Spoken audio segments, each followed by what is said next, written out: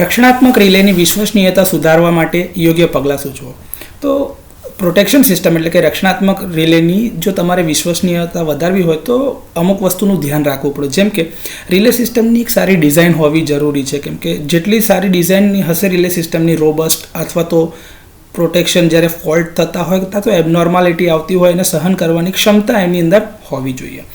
યોગ્ય રિલેની પસંદગી એટલે કે કયા પ્રકારના ફોલ્ટ માટે કયા પ્રકારની રિલે આપણે વાપરી રહ્યા છે, કયા સેક્શનમાં ફોલ્ટ થાય તો કયા પ્રકારની રિલે વપરાય. જેમ કે જનરેટરની અંદરમાં ફોલ્ટ થાય તો generator protection relay, transformer, motor, transmission line વગેરેની અંદરના પ્રોટેક્શન માટે અલગ અલગ પ્રકારના રિલેસ આવે છે.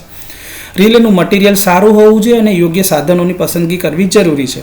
સિસ્ટમની યોગ્ય જાળવણી કરવી જોઈએ અને સમયાંતરેના પરીક્ષણ અને ચકાસણી કરવાથી પ્રોટેક્શન સિસ્ટમની વિશ્વસનીયતા સુધારી શકાય છે. તો આ થોડા ઘણા પગલાં છે જે તમે યાદ રાખો અથવા તો કરો તો રિલેની સિસ્ટમની વિશ્વસનીયતા સુધરી શકે છે.